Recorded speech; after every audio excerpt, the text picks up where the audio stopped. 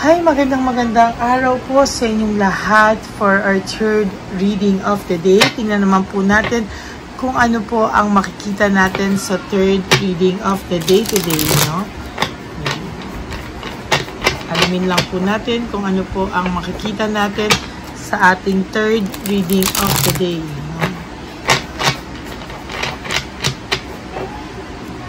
Kamusta po kayo? Napanood nyo na po ba yung ating second, third, and fourth reading kahapon, ano? Parang yung third yung second napanood nyo na po. Yung third and fourth reading po ay parang hindi nyo pa po napapanood, no? So, sana po ay mapanood nyo po ito para po kompleto, no? At yung first and second reading kanina, para naman po sunod-sunod po yung napanood nyo, no? Ngayon, palisahin muna po natin to and we will choose 20 cards para naman po maging sunod-sunod ang ating pagbabasa. Pili na po tayo ng 20 cards.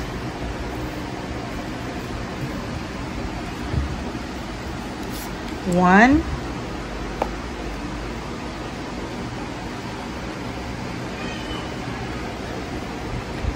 One, two, 3, 4, 5, 6, 7, 8, 9, and 10. Pili po ulit tayo ng 10 cards pa. 1, 2, 3, 4, 5, 6, 7, 8, 9, and 10.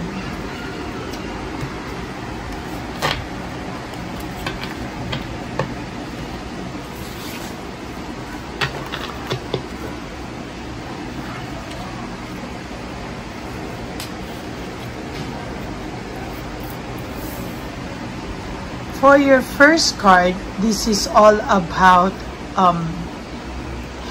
nabaliktad po, no? Kung akala niya po siya ay magiging maganda yung buhay, no? Nakikita po natin dito, marami po siyang hinangad na material na bagay, na magandang buhay, at nangarap po siya talaga ng wealth, ng magandang buhay, pero kabaliktaran po ang mga nangyari, panay problems, naging stagnant po ang kanyang buhay, at sa nakikita ko po ay naging very magulo, no? Naging magulo po yung buhay niya, at ngayon niya po naisip yung samahan na meron kayo, yung samahan na ipinagpalit niya sa akala niya pong magandang buhay, no? Yung samahan na pilit niya pong nilayuan, no? Yung samahan po na pilit niya pong talagang kinalimutan. Ngayon po, panay po siya struggles, no? Namumblema po ito, panay struggles. Actually, gustong-gusto ka po niyang makausap, no? Kasi dito po sa nangyaring ito, siya po ay natukso sa mga makabundong bagay, no? Material things, sex, lust, mga material na bagay, no? Na na-realize niya ngayon na hindi daw po ito yung importante kung hindi ang isang samahan na maayos, no? For some of you, na-realize din po niya na masyado pong naging magulo yung takbo ng buhay niya simula po nang ikaw ay nawala, no? Also, ayan po, oh, ang dami niya pong chaos, struggles, no? Talagang hindi niya po akalain na talagang magiging magulo po ang kanyang buhay, no? Ayan, oh, sunod-sunod pong struggles ang nakikita ko sa kanya, at pilit niya lang pong nilalabanan, ano? Hindi ko man po masabi, no, kung talagang ito ay talagang hindi talaga po siya nakakatulog sa gabi. As a matter of fact, natataranta siya, parang feeling niya pinag-uusapan siya ng mga tao, no? Kaya po pilit nitong ginagawa is pilit po niyang pilit po siyang nagtatago sa tao, or pilit niya pong nilalabanan yung mga alam niyang paghuhusga ng tao sa kanya, no? Kasi naman po siya, no? Parang dati po sobra yung willpower and desire niya na makawala sa'yo, no? Ayan, no? Yung willpower and desire niyang makawala sa'yo, hindi niya po akalain na sa mga bagay na yan ay magiging dissatisfied po siya sa buhay. And sa nakikita ko po ngayon, naging very, very disorganized po ang buhay niya, no? Very disorganized ang buhay niya. Ngayon po siya nakakaramdam ng self-pity, no? Ng lungkot, loss, grief, no? At gustong-gusto ka po talagang makausap nitong taong to. Talagang nagpipigil lang po siya, nagpipigil lang talaga siya. Hindi ko alam kung hanggang kailan to makakapagpigil, no? Gustong-gusto ka na po niya kausapin, gustong-gusto niya po magpaliwanag sa'yo. Bakit po siya biglang lumayo? Bakit niya po nagawa sa iyo yan? Siya raw po ang gumawa niyan sa sarili niya. As a matter of fact, siya po, no, sinisisi niya po ang sarili niya, no? Hindi niya po akalain na sa mga nangyaring ito, siya po ay mapapagod, no? Siya po ay mapapagod at talagang parang gugustuhin niya po talagang pagkaroon ng new beginnings with you again, no? Sa totoo lang po, wala lang po siyang ginagawa sa ngayon, no? Hindi po siya talaga gumagawa sa iyo ngayon, pero sa totoo lang, itong taong ito po ay talagang nakikitaan ko po ng sadness, fear, loneliness, depression, and sadness, no? Meron po ako nakikita na talagang nalulungkot din siya sa inyong paghiwalay. Ngayon niya lang po lahat yan nare-realize, no? Naging stagnant po ang buhay nito, no? Naging stagnant po ang buhay niya, and technically, masyado pong magulo ngayon yung buhay na hinaharap nito. Hindi niya po alam kung paano siya makakabawi sa iyo, kaya hindi po siya makapagdesisyon ng tama, no? Parang nabitin pa ako dito sa 20 cards nyo. I'll have to choose again, no? Balasahin ko lang po.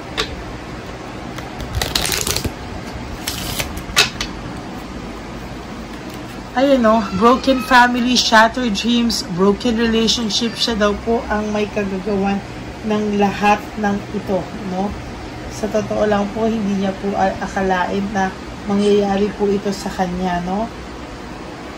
Sabi niya, minsan nagdadasal siya na linisin yung kanyang puso, tanggalin lahat ng stress and sadness. Pero sa totoo lang po, hindi po yan mawawala until such time na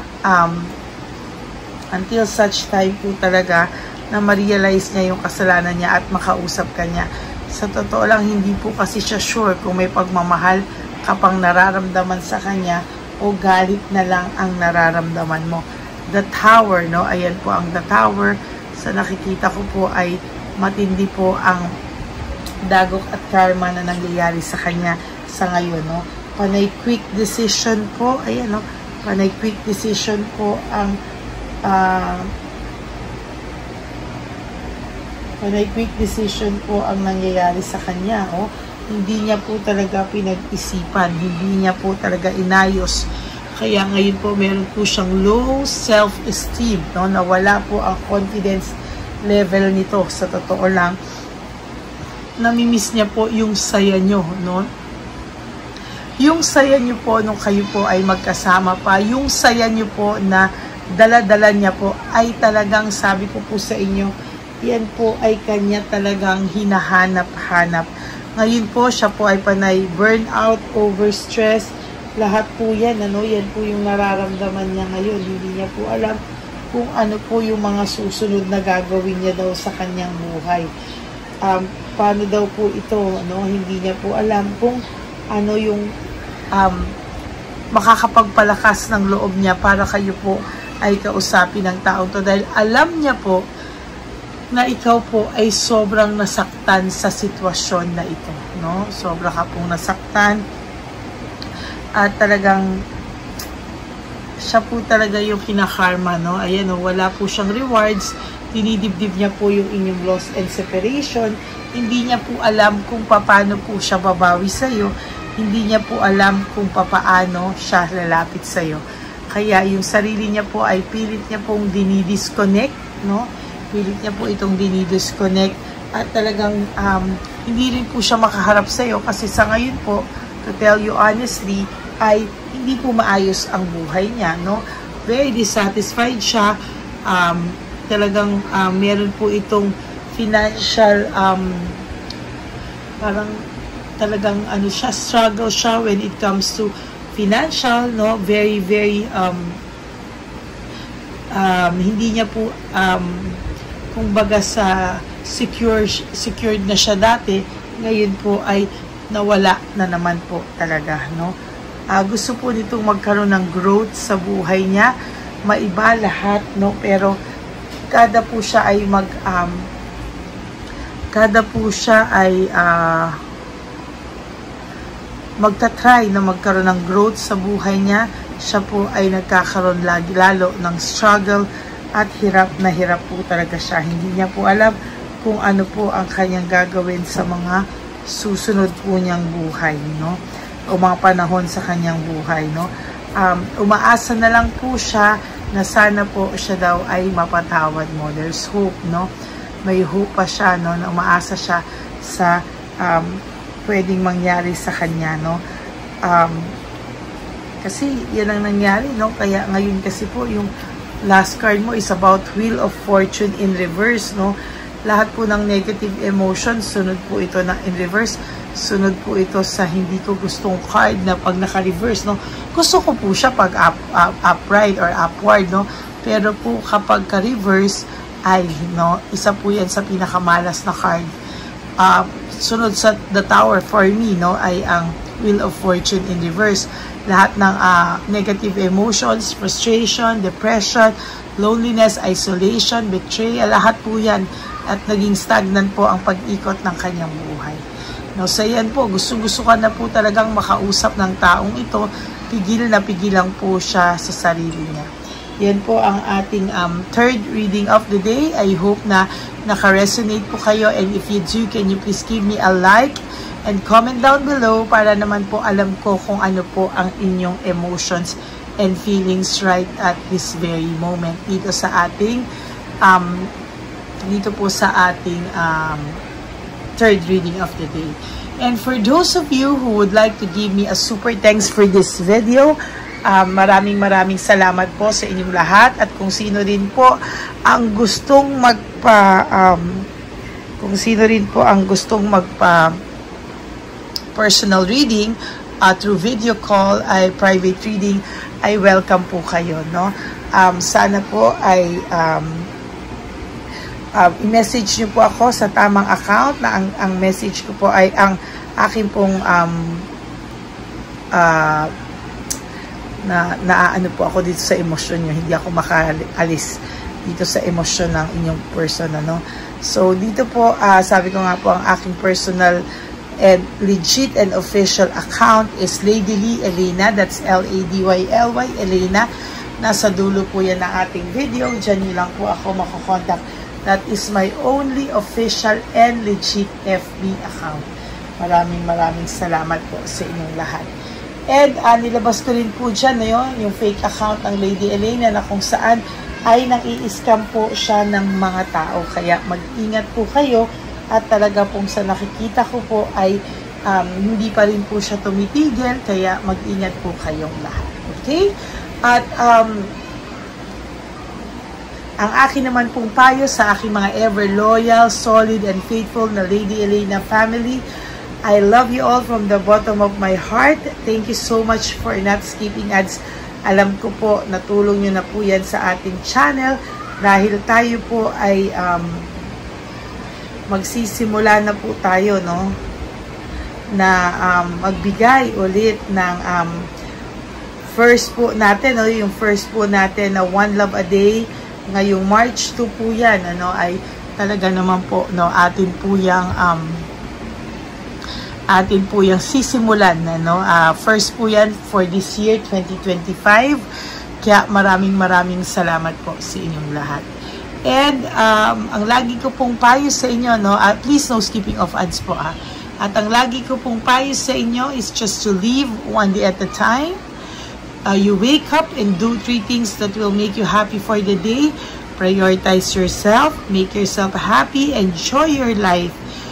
Kalimutan nyo muna po yung mga okasyon na darating sa buhay nyo. Just focus for today, no?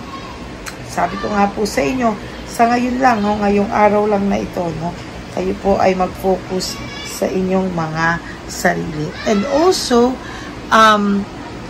isa pa po, no, yung ating namang lagi ko pong sinasabi na patawarin nyo yung inyong mga sarili, no? Always forgive yourself and always choose to love yourself, because self-love is still the best love of all, no?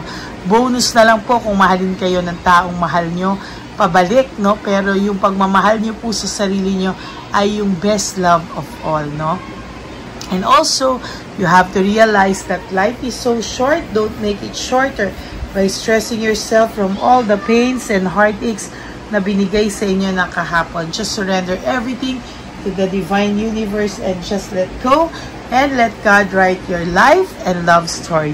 I will be back for another set of reading for our 4th and final reading.